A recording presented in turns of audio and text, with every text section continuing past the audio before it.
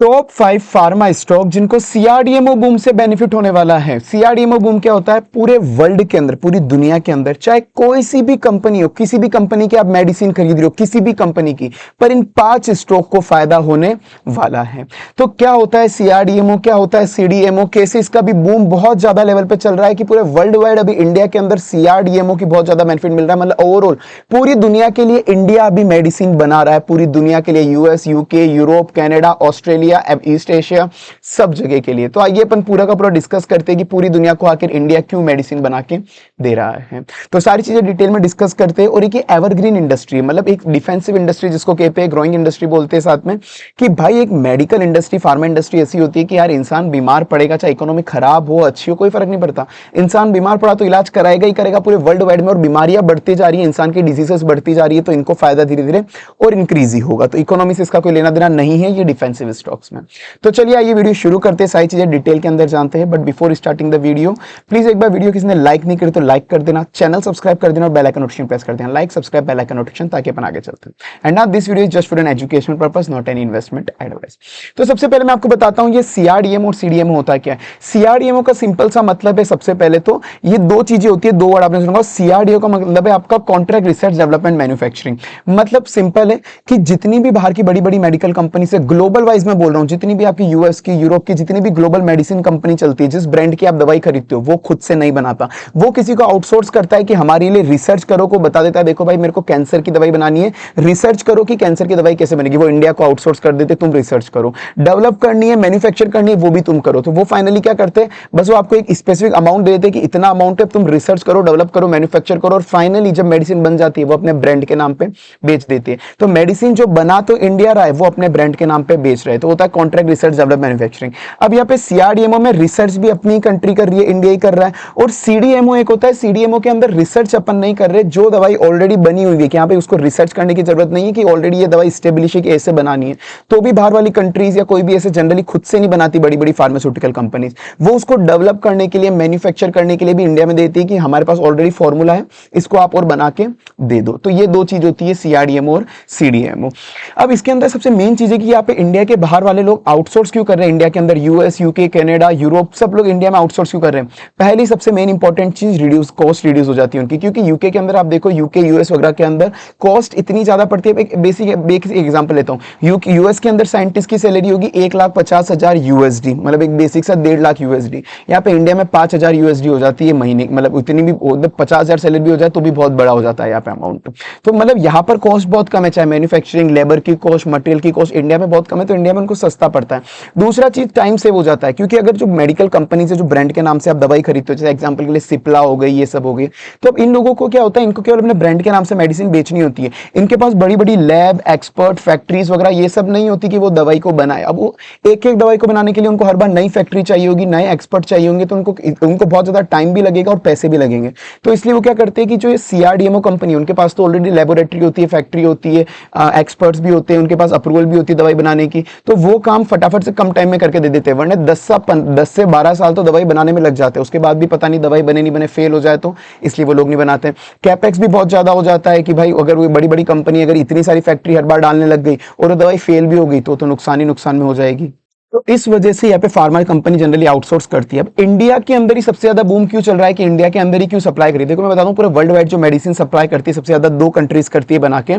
एक है चाइना, जो भी नंबर 1 पे है, दूसरा है इंडिया। अब चाइना के अंदर आप सबको पता है कि ये चीज मैंने बहुत बार बता रखी है, सारी कंट्रीज जितनी भी है, यूएस, यूरोप, कनाडा, वो चाइना +1 स्ट्रेटेजी अडॉप्ट कर रही है। चाइना +1 स्ट्रेटेजी क्या होता है, चाइना +1 की स्ट्रेटेजी का मतलब है कि भाई जितनी भी बड़ी बड़ी कंट्रीज है, यूएस, यूरोप वगैरह, उनको ना एक चाइना पे बहुत ज्यादा डिपेंड हो गया कि चाइना ही उनको सप्लाई कर रहा है। तो उनको एक और कंट्री की जरूरत है कि अभी भी चाइना में कोई इशू आ जाए, जियोपॉलिटिकल इश्यूज बहुत ज्यादा चल रहे हैं, तो उनको एक और कंट्री की जरूरत है जो उनको सप्लाई कर दे, और उन्होंने +1 के अंदर इंडिया को चूज करा हुआ है। तो एक सबसे बड़ा बेनिफिट यहां मिल रहा है। कॉस्ट एडवांटेज मैंने बता दिया कि जो चीज वहां पर आप बोलो 100 रुपए में बनती है, वो यहाँ पर आप मान के चलो 30 से 40 रुपए के अंदर बन जाएगी, सस्ता हो जाएगा। हमारे पास साथ में टैलेंट भी अच्छा है। आपको पता है कि इंडिया का मेडिकल इंफ्रास्ट्रक्चर कंपैरेटिवली बाकी कंट्रीज से तो बहुत अच्छा है। मेडिकल इंफ्रास्ट्रक्चर तो केमिस्ट, फार्मिस्ट, बायोटेक रिसर्च वगैरह सब कुछ। इवन हमारे पास यूएस के बाहर भी 6 यूएस के अंदर सबसे ज्यादा यूएस अप्रूव लैब है, कि वो लैब्स होती है जिनको यूएस अप्रूव कर देता है कि इस लैब के अंदर आप मेडिसिन रिसर्च कर सकते हो और यूएस उस मेडिसिन को बेचेगा अगर इस लैब के अंदर बनी है।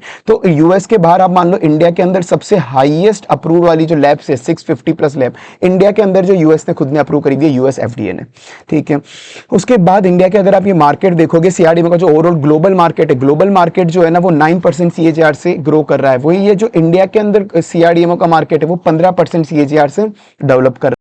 आने वाले बहुत से फैक्टर है जो इंडिया के अंदर सीआरडीएमओ बूम को बेनिफिट देने वाले हैं, जैसे चाइना प्लस वन स्ट्रेटजी मैंने बता दिया। साथ में आजकल जो ट्रेंड हो गया कि एक होती है मेडिक केमिकल बेस्ड दवाई, जैसे हम नॉर्मल देखते हो पैरासीटामोल, वो क्या होता है 4-5 केमिकल मतलब मिक्स करो और जितने भी आपके मेडिसिन के इंग्रेडिएंट है वो मेडिसिन बन जाती है केमिकल बेस्ड। वो बहुत ईजी होता है, हर कोई बना लेता है, मार्जिन उसमें बहुत कम होता है। पर एक होती है बायोलॉजिकल जो दवाइयां बनती है, जो अलग अलग बैक्टीरिया फंगस इन सबको मिक्स करके हार्मोन्स को टेस्ट करके बहुत ज्यादा कॉम्प्लेक्स मेडिसिन होती है, रिसर्च बहुत ज्यादा लगता है। तो आजकल ये वाली मेडिसिन की डिमांड बहुत ज्यादा है, जैसे डायबिटीज, कैंसर, इन सब में ये बायोलॉजिक्स मतलब जो कॉम्प्लेक्स बीमारी है उनके अंदर ये बायोलॉजिकल मेडिसिन काम आती है। इनके अंदर कॉम्प्लेक्स ड्रग होते हैं, मार्जिन भी हायर होती है इसके अंदर यहाँ पर। तो इसीलिए ये वाले इंडिया के अंदर अभी ये मतलब इस सब जगह इसकी डिमांड ज्यादा चल रही है और इंडिया में भी अभी सारी कंपनी इधर शिफ्ट हो रही है सीआरडीएमओ वाली। ट्रेंड आपको पता है जीएलपी-1 ड्रग का चल रहा है। जीएलपी-1 मतलब जो वेट लॉस ड्रग होता है, डायबिटीज ड्रग होता है। सेम पेप्टिसाइड का भी बहुत ज्यादा पेप्टिसाइड का ट्रेंड चल रहा है। पेप्टिसाइड इन द सेंस की जो भी अमीनो एसिड से बनती है ना दवाई, ठीक है कैसे मैं आपको समझा तो नहीं पाऊंगा, पर जो कॉम्प्लेक्स जितनी भी बीमारी होती है ना, हाई लेवल की कॉम्प्लेक्स, कैंसर हो गया, डायबिटीज हो गया, इंसुलिन वगैरह बनाना, वो पेप्टाइड्स नाम की फैक्ट्रीज होती है, मतलब पेप्टाइड्स नाम की लैब वो उसको प्रोड्यूस कर सकती है। तो इंडिया के अंदर ये भी अच्छी खासी अभी खुलती जा रही है। तो इसलिए इसके अंदर जो मार्जिन है सीआरडीएमओ के अंदर, सीआरडीएमओ में मार्जिन भी ज्यादा है। जो जेनरिक मेडिसिन होते हैं, जेनरिक मेडिसिन कंपनी, उनका 15 से 20% मार्जिन होता है। वही सीआरडीएमओ का 25 से 40% तक मार्जिन यहाँ पर होता है। और अगर कोई स्पेसिफिक प्रोजेक्ट अगर आपको मिल रहा है कि कोई स्पेसिफिक कंपनी ने बोला सीआरडीएमओ को कि हमारे लिए ये वाली मेडिसिन बनाओ, तो उस केस के अंदर तो इनका मार्जिन उससे भी ज्यादा होता है, 50 से 60% तक भी पहुंच जाता है। तो आइए डिस्कस करते हैं कि कौन कौन से शेयर से जो इस कंपनीज के मतलब कौन कौन से शेयर से कंपनीज है जो इनके अंदर डील करती है सीआरडीएमओ के अंदर। बट हाँ, जो शेयर्स में डिस्कस करने वालों के लिए एग्जांपल पर्पस के लिए, नॉट एनी इन्वेस्टमेंट एडवाइस। चलिए शुरू करते हैं। तो सबसे पहला जो अपना शेयर है वो है डीवीज लेबोरेटरी का, जो आप देखोगे लार्ज कैप कंपनी है, ग्लोबल सीडीएमओ में काम करती है यहाँ पर। तो ये कंपनी का मेन जो सबसे बड़ा मार्केट शेयर है, सबसे बड़ा प्लेयर है, ग्लोबल लीडर है, पूरा का पूरा एक्टिव फार्मास्यूटिकल इंग्रेडिएंट जो भी होते हैं जिसको अपन एपीआई बोलते हैं। जैसे कोई भी दवाई के अंदर इंग्रेडिएंट होते हैं, जैसे अगर पैरासीटामोल बनानी है तो पैरासीटामोल मतलब एक इंग्रेडिएंट हो गया उसके अंदर। आप कोई भी खांसी जुकाम की दवाई ले रहे हो तो 4-5 इंग्रेडिएंट मिक्स करके वो दवाई बनती है। तो वो अंदर के जो इंग्रेडिएंट होते हैं वो उनको बोलते हैं अपन एपीआई। तो ये ग्लोबल लीडर है इंडिया, मतलब यहाँ पे इंडिया के बाहर भी अच्छे खासे जो एपीआई सप्लाई करता है वो यही सप्लाई करता है। अभी अपन बात करेंगे कितनी कंट्रीज के अंदर करता है। इवन ये अभी धीरे धीरे सीडीएमओ के मार्केट के अंदर भी उतरता जा रहा है कि बाहर वाली कंपनीज के लिए बाकी की सारी मेडिसिन भी ये डेवलप करने के लिए और भी तैयार है एपीआई के साथ साथ। तो ये अंदर के फार्मास्यूटिकल इंग्रेडिएंट भी बनाता है और पूरी की पूरी दवाई भी बनाता है बाहर वाली कंपनीज के लिए, जितनी भी ग्लोबल कंपनीज है। सेल्स की ग्रोथ देखो तो 13% इसकी 2026 में ईयर ऑन ईयर हुई है। 25 वर्सेस 26 में कंपेयर करो 13% की ग्रोथ हुई है। प्रॉफिट इसका 20% ग्रो हुआ है, मतलब सेल्स से ज्यादा प्रॉफिट ग्रो हुआ है। तो एक अच्छी चीज होती है, मतलब कंपनी का मार्जिन एक्सपांड हुआ है, मार्जिन बढ़ा। पर एट द सेम टाइम इसका जो इंडस्ट्री का पी रेशियो चलता है वो 33 चलता है, इसका पी रेशियो 69 चल रहा है। तो ये ओवर वैल्यूड चल रहा है इंडस्ट्री का कंपैरिजन में।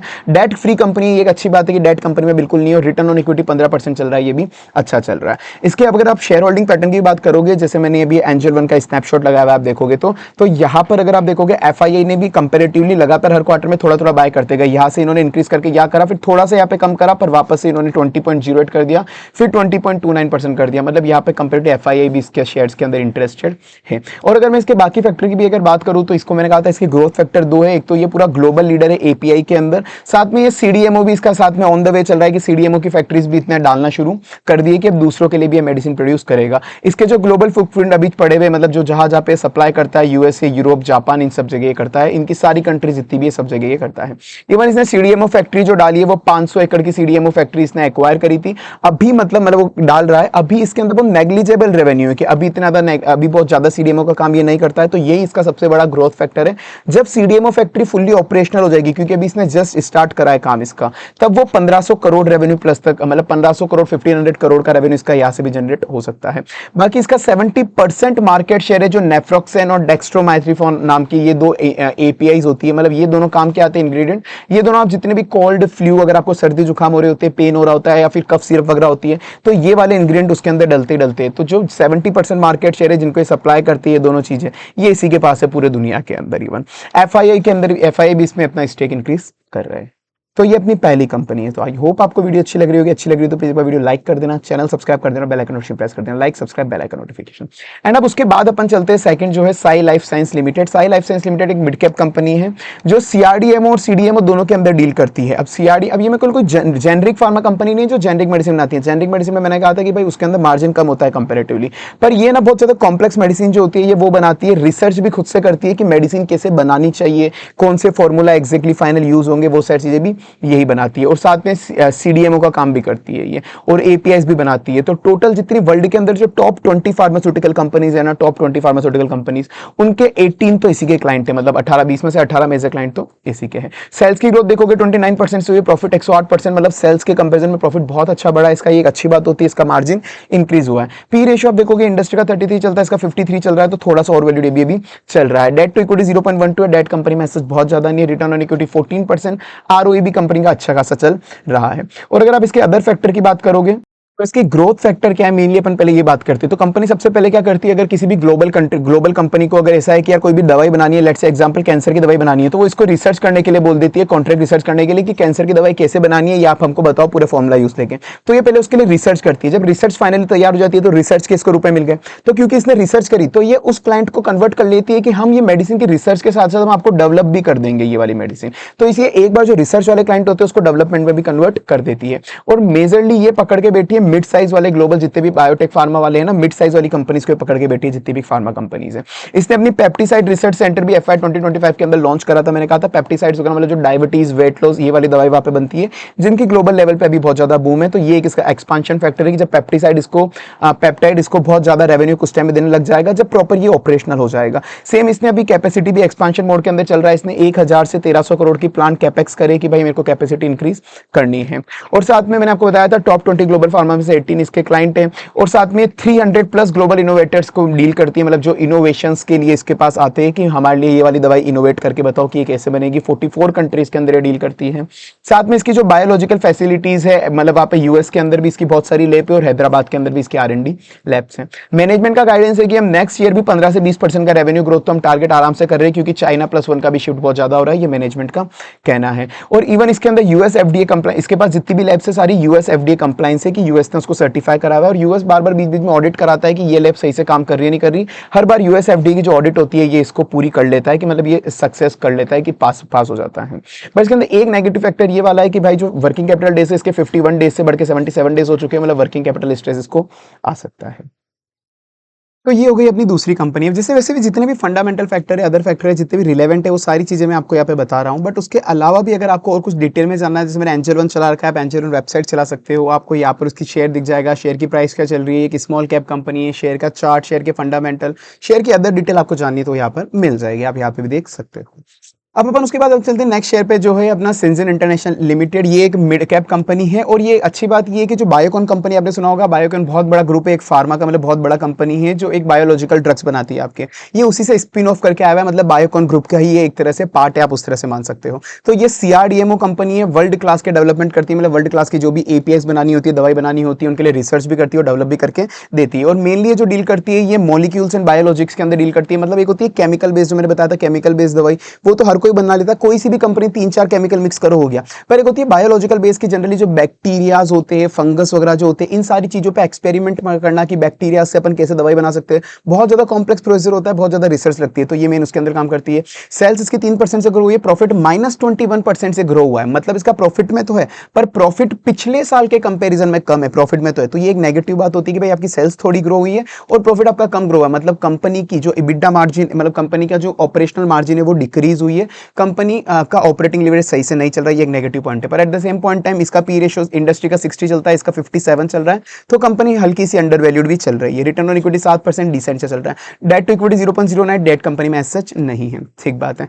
अब उसके बाद अपन चलते हैं ग्रोथ स्ट्रेटेजी क्या होनी चाहिए, मतलब इस कंपनी की ग्रोथ स्ट्रेटेजी क्या है। ये यहाँ पे देखो, इसके जितनी भी बड़ी बड़ी कंपनीज आप सुनते हो ना वर्ल्ड के अंदर, जैसे अगर आपने कभी मेडिसिन का नाम सुना हो, ब्रिस्टॉल आती है, स्क्विब आती है, एमजेन आती है, मतलब ये कंपनीज है। बैक्स्टर का नाम तो आई होप आपने सुना ही होगा, बहुत बड़ी मेडिकल फार्मा कंपनी है। तो ये इन सारी कंपनी के साथ इसका कॉन्ट्रैक्ट है लॉन्ग टर्म रिसर्च का, कि आप लोगों को जो भी दवाई बनानी है उसके लिए रिसर्च हम करके देंगे, हम बताएंगे आपको कैसे बनानी है आपको, और उसके लिए इवन वो बायोलॉजिकल डेवलपमेंट भी करते हैं उन दवाई का। तो आजकल एक केमिकल बेस से बायोलॉजिकल बेस में ज़्यादा शिफ्ट हो रहे हैं, इसमें बहुत ज़्यादा हाई मार्जिन होता है कंपेरेटिवली, और साथ में एक्सपांशन इसका अच्छा खासा चल रहा है। इन्होंने अभी एक रिसेंटली एक फैसिलिटी परचेज करी थी, मतलब इन्होंने एक कंपनी है उसको एक्वायर करा था, तो इसने अपनी कैपेसिटी यहाँ पर भी इंक्रीज कर ली। हैदराबाद के अंदर इन्होंने एक एक्सपेंशन करा था, वहाँ पे नई लैब लगाई थी।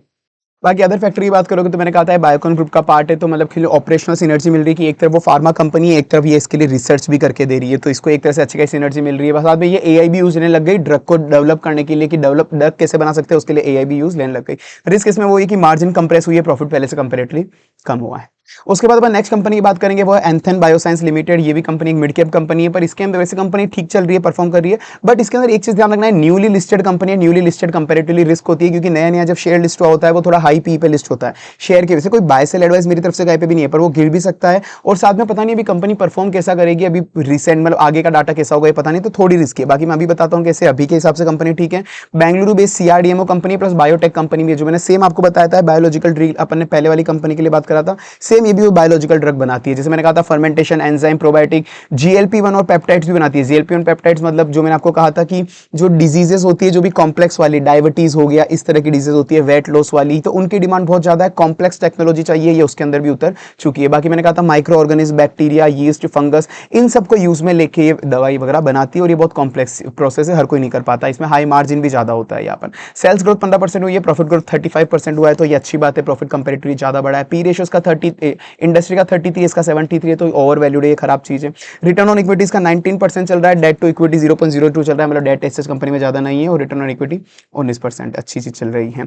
अब बाकी मैं अगर दूसरी बात करूं इसकी ग्रोथ स्ट्रेटेजी, तो भाई मैं बात करता हूं उसको 550 प्लस क्लाइंट है इसके पास 44 कंट्रीज के अंदर, और इसने मेन जो टारगेट लिया बहुत बड़े बड़े फार्मा जाइंट को नहीं लिया, इसने जो ग्लोबली जो मिड साइज और स्मॉल साइज कंपनीज है ना ग्लोबल लेवल पे, ये उनको सप्लाई करती है, उनके लिए ये इनोवेशंस करती है, तो इसलिए इन्होंने इतना मार्केट पकड़ा हुआ है कि हमको स्मॉल और मिड साइज वालों को मतलब लेना है, क्लाइंट बनाना है। साथ में भी ये जीएलपी-1 ओजेम्पिक का अगर आपने नाम सुना होगा, डायबिटीज की वेट लॉस की दवाई है, तो ये उसके अंदर भी उतर चुकी है, ये वो भी बना रही है। बाकी इसके अंदर मैंने आपको कहा था कंपनी एक्सपांशन मोड में चल रही है, तो कंपनी कैपेक्स भी बहुत ज्यादा लगा रही है, ताकि अपनी फर्मेंटेशन की कैपेसिटी, बायोलॉजिकल डिमांड, मतलब जो फर्मेंटेशन से जो बायोलॉजिकल मेडिसिन बनती है उसकी डिमांड बहुत ज्यादा बढ़ रही है, तो उसकी भी कैपेसिटी यहाँ पे बढ़ा रही है। और एक और इसकी अच्छी चीज ये है कि जो भी बायोलॉजिकल मेडिसिन डेवलप करते हैं इंडिया के अंदर, कुछ चीजें आपको चाइना से इंपोर्ट करनी पड़ती है, पर इसके केस के अंदर इसके पास केवल 20% रॉ मटेरियल डिपेंडेंस है चाइना से, बाकी सारी चीजें खुद ही प्रोड्यूस करती है। इसका इबिडा मार्जिन 37% चल रहा है, जो इंडस्ट्री के अंदर वन ऑफ द हाईएस्ट आता है। उसके बाद नेक्स्ट कंपनी की बात करते हैं, जो है लॉरस लैब्स। ये एक मिड कैप कंपनी, और ये भी कंपैरेटिवली थोड़ी रिस्की कंपनी, मैं आगे बताऊंगा क्यों है। तो रिस्की मतलब वही कि टर्न अराउंड वाली कंपनी होती है, परफॉर्म करा तो बहुत अच्छा करा, खराब हुई तो बहुत खराब हुई। अब ये उस तरह की कंपनी है। ये एक तो इंटीग्रेटेड फार्मा प्लेयर है, मतलब बहुत सारी चीजें करता है फार्मालॉजिकल में, मेनली ये एपीआई बनाता है, मेनली एचआईवी के ड्रग्स के लिए, कि जो भी एचआईवी वाली डिजीज होती है उसके अंदर जो दवाई के अंदर जो इंग्रेडिएंट काम आते हैं, ये सप्लाई करता है। सबसे बड़ा ग्लोबल लीडर है पूरा वर्ल्ड वाइड, और सबसे ज्यादा जो एचआईवी की दवाई बनाने की जरूरत पड़ती है वो अफ्रीका के अंदर पड़ती है, तो अफ्रीका को जो एपीआई सप्लाई करता है एचआईवी की दवाई के लिए, ये अफ्रीका को यही करता है अच्छे खासे लेवल पे। अब इसका जो सीएमडीओ सीडीएमओ डिवीजन है वो भी ग्रो हो रहा है, साथ में बायोटेक कंपनी भी धीरे धीरे बनती जा रही है। इसने धीरे धीरे यहाँ पर भी अपना डेवलपमेंट शुरू करा है, क्योंकि ये दोनों हाई मार्जिन बिजनेस है। तो अगर ये वाले बिजनेस अगर इसके सही से ऑपरेट कर गए फ्यूचर के अंदर, मतलब इसके अंदर इन्होंने अपनी कैपेसिटी अच्छी कर दी, तो इनका यहाँ पर कंपेरेटिवली अच्छा खासा रेवेन्यू आ सकता है। बट कंपनी की सेल्स की ग्रोथ 23% हुई है, प्रॉफिट की ग्रोथ 216% हुई है, मतलब सेल्स कंपनी की सेल्स से ज्यादा प्रॉफिट अच्छे खासे लेवल पे बढ़ा है, मतलब मार्जिन इसकी बहुत ज्यादा अच्छी चल रही है। पी रेशियो इसका ओवरवैल्यूड चल रहा है, इंडस्ट्री का 33 चलता है, इसका 83 चल रहा है, तो एक सबसे बड़ा रिस्की पॉइंट तो इसका ये वाला आ गया। दूसरा रिस्की पॉइंट है भाई, इस कंपनी में डेट ज्यादा है, 0.48 मतलब अप्रॉक्स 0.5 का डेट है, तो इसका डेट पेमेंट इंटरेस्ट का बर्डन इसके ऊपर ज्यादा पड़ता है। आरओई रिटर्न ऑन इक्विटी 16%, ये तो फिर भी अच्छा चल रहा है रिटर्न ऑन इक्विटी। बाकी कंपनी मैंने कहा था कि आपको कंपनी है ना वो धीरे धीरे आगे शिफ्ट होती जा रही है, कि जो भी पहले एचआईवी के एपीआई बनाती थी, अब वो उसके अलावा बाकी बायोलॉजिकल जितनी भी दवाई होती है बायोटेक वाली वो भी बना रही है, सीडीएमओ भी बना रही है, तो मतलब धीरे धीरे वो हाई मार्जिन बिजनेसेस के ऊपर शिफ्ट होती जा रही है। सीडीएमओ में एक्सपेंशन कर रही है, इसने अभी रिसेंटली 9,900 करोड़ रुपए एक्सपेंशन करे थे 2024-25 के अंदर, क्या कि इसकी सीडीएमओ की कैपेसिटी बढ़ पाए। इसने अभी एक लॉरस बायो रिचकोर एक्विजिशन, मतलब एक कंपनी है उसने ये एक्वायर करी, कुल मिला के उस कंपनी का काम क्या था, फर्मेंटेशन बेस्ड बायोलॉजिकल दवाई बनाती थी, वो भी इसने एक्वायर कर ली, तो मतलब कंपनी भी एक्सपेंशन में चल रही है। साथ में ये जो जानवरों वाली जो होती है ना मेडिसिन, मतलब जिसको अपन बोलते हैं वेटनरी, तो ये वेटनरी वाली के अंदर भी डील कर रही है, कि उसके लिए भी जो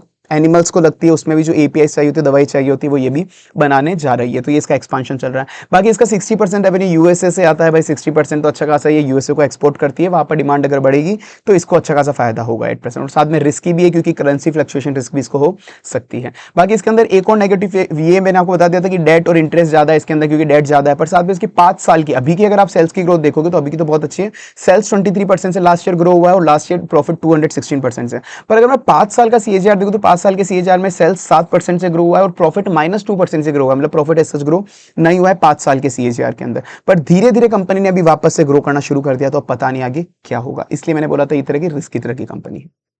सो आई होप आपको वीडियो अच्छी लगी होगी। अच्छी लगी हो तो प्लीज एक बार वीडियो लाइक कर देना, चैनल सब्सक्राइब कर देना और बेल आइकन नोटिफिकेशन प्रेस कर देना। Like subscribe bell icon notification, ताकि आने वाली वीडियोस आपको यूं मिलती रहे। और आपका क्या ओपिनियन है किसी भी शेयर के बारे में कि हाँ ये वाला शेयर मुझे अच्छा लगता है, ये वाले शेयर के अंदर ऐसा है, आपका क्या ओपिनियन है मुझे आप ओपिनियन जरूर कमेंट सेक्शन के अंदर बताना। आपको कुछ पूछना हो तो भी आप मुझसे कमेंट सेक्शन में पूछ सकते हो। Thank you.